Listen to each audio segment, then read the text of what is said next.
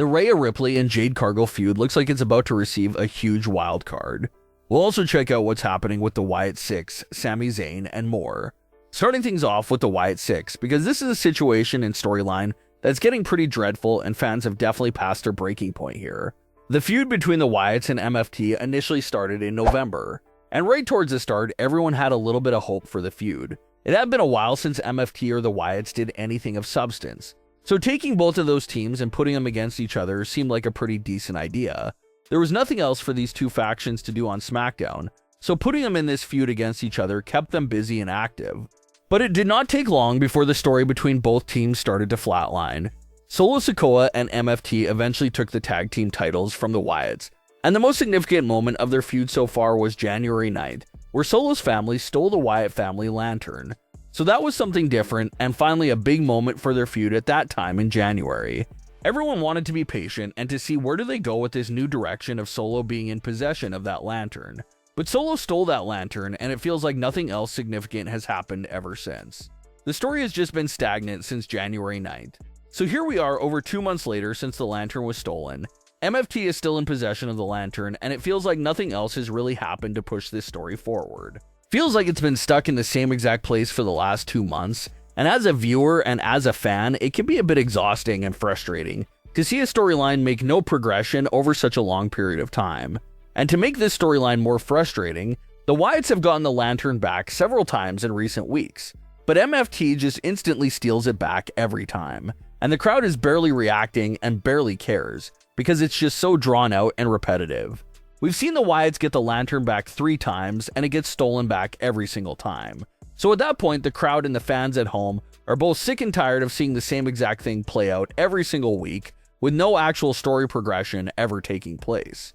That's probably one of this regime's biggest flaws. They take every single situation and storyline, and they turn it into a 6-month program. So you already know that once a feud or storyline kicks off, there's no escaping it, at least for the next 6 to 9 months. And that's the part that's a bit draining for the audience. Sure, you have instances where a feud calls for it to be a longer program, such as Drew McIntyre versus CM Punk. But the problem with this regime is that they don't pick and choose a few feuds to be the long programs. They turn every single thing they do into these long and stretched out never-ending storylines. And they probably think it's great long-term storytelling, but it's actually these stagnant stories that stay in the same exact spot for several months in a row. And it's not a dig at all long-term stories. Long-term stories are great and deeply appreciated if it contains consistency and progression. A perfect example of a long-term storyline done right that we always use is Sami Zayn's role with the Bloodline. That whole storyline was nearly a year long, but it never got to the point of feeling like it was dragging on. There was constant developments and so many major events that were always pushing the story forward in big ways, until it ultimately reached that huge payoff of Sami hitting Roman with a chair. Perfectly done from start to finish, a greatly enjoyable long-term storyline there. But the Wyatts and MFT is a great example of a long-term storyline done horribly wrong. Doesn't feel like there's much of a story between both teams.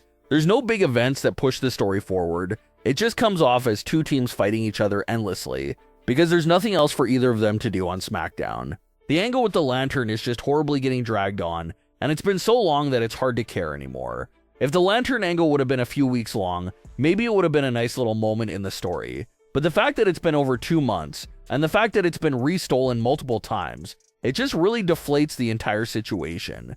Some fans were discussing that it feels like this feud is negatively affecting both teams. The Wyatts look like complete morons that they can't find any way to get the lantern back after all this time.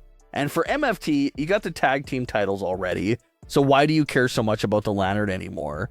It's a long drawn out storyline where it feels like both teams are kind of losing. So at this point, with these stagnant, never-ending stories, it's always difficult to predict an ending date for them.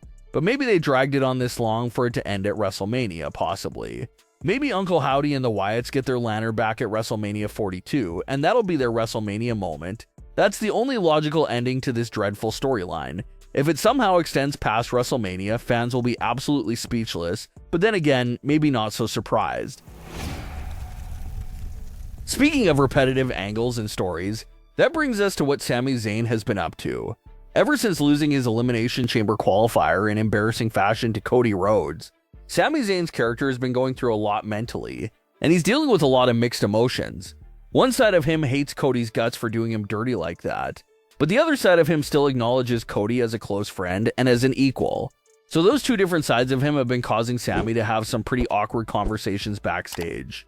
For over 3 weeks in a row now, Sami has gone up to either Cody Rhodes or Randy Orton. The conversation starts off smooth and friendly, but every single time the conversations end up going off track. Sami starts yelling, and every single time it features the same exact ending. Sami turns around and slaps a water bottle off a container and screams. Same exact segment for nearly a month now. Not only is the segment the same every week, but Aleister Black and Zelina Vega are now there talking to Sami at the end of those backstage crash outs. And this was called out by fans because it's the same exact situation we were seeing back in 2025, where Karrion Kross and Scarlett would come up to Sami backstage and tempt him about joining the dark side. It's the same exact scenario, but Karrion Kross and Scarlett were just recasted here with Aleister Black and Zelina. So that's something else that fans don't really know how to feel about. For a storyline from last year to be revived just with some of the roles being recasted. And this also relates to the earlier conversation of every single thing on television being these massively drawn out scenarios. They were teasing Sami's heel turn through Kross's influence in early 2025. Here we are over a year later, and Sami Zayn still finds himself in the same exact spot he was at last year, still flirting with the idea of turning heel. So that's the type of drawn-out scenarios that are a little frustrating for the viewers. If you see a storyline on television that you like, things can get frustrating because that storyline is either going to get dropped without any explanation, or you're going to have to wait maybe 2 years to see the payoff. So that's the real weak spot of the storytelling right now. It doesn't feel like every single thing has to be a year-long journey. But that's what keeps happening. It's clear that these backstage crash outs are hinting at Sami Zayn possibly turning heel, but considering the deep love for stretching things out, there's no telling when Sami will actually turn heel. It can be 6 months away for all we know, so that's something we'll have to keep an eye on. And hopefully it can progress in new and exciting ways, instead of the same bottle-slapping moment every single week. Rhea Ripley versus Jade Cargill is still a big match on paper, but the story and everything else surrounding the matchup can sure use some help, and it looks like they could be prepping for a big story twist. Ever since first winning her women's title, Jade Cargill's biggest rivals has been Mia Yim and B-Fab. Jade took them both out and put them both on the shelf for several weeks. They've been this constant bother to Jade Cargill and always have been on top of Jade for several months now. But something very eye-opening happened on the March 13th edition of Smackdown. In the background of one of the backstage segments, Jade Cargill and B-Fab can be seen walking side by side and having a civilized and engaging conversation with each other.